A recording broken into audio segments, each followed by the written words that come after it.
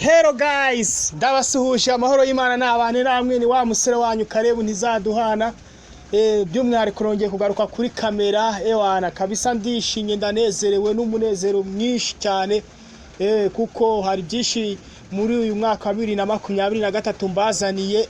By'umwihariko kora subscribe kuri channel ya Burake TV asigaye uryoherwe n'aba gospel bafite injyana zitandukanye zo kuririmba no guhimbaza. Wumve ibyiza byo kuramya no guhimbaza, wumve uwo munezero uri mu kuramya no kuguhimbaza. By'umwihariko tubafitiye n'igitaramo muri iki cyumweru ku itariki 15 aho Karebu ntizaduhana zafatikanya na Ufuru worship kuramya no guhimbaza hamwe na Nazarene worship kabisa. azaba ari uburyohe budasanzwe. Muze dufadikanye kuramya no guhimbaza Imana. Ndabakunda cyane ni umusore wanyu Karebu ntizaduhana. Mpora mbasengera buri manywa na nijoro, ntago njya mbibagirwa. Abafana b'umwihariko ba gospel ndabakunda cyane. By'umwihariko amashimwe ni menshi muri umwaka wa 2023 kuko Imana yagiye ibana natwe. Ariko Imana yarabarinze. Imana niba yarakurinze wahereza Imana icyubahiro kuko abeshi bavuye mu mubiri ariko hora cyahumeka umwuka n'abazima. Ibi ni ibintu bidasanzwe rero buri wese akagombye gushimira Imana kuko akiriho agihumeka umwuka n'abazima. Ni ibintu bidasanzwe kabisa kuko abeshi barapfuye bari bagiranywe ariko hora cyariho.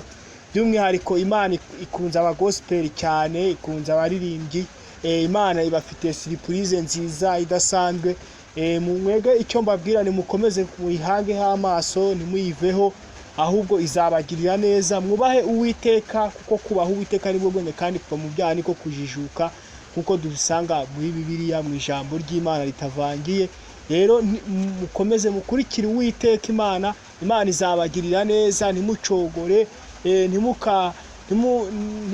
ntimucogore ngo muve ku mwami, ahubwo mugume mutegereze isezerano ryanyu rishyika. Imana izohereza ubwoko bwayo hasigaye ibatabare, zabagirira neza kuko Imana turabizi dusenga ntabwo izadukoza isoni. Kandi ikindi nizeye, ntimutege ubwoba n'iby'iki gihe, ntimutege ubwoba n'abantu bari kubatera ubwoba bababwira ngo ntabwo Imana ntabwo ikora. Imana irakora, Imana iratabara, Imana irarinda.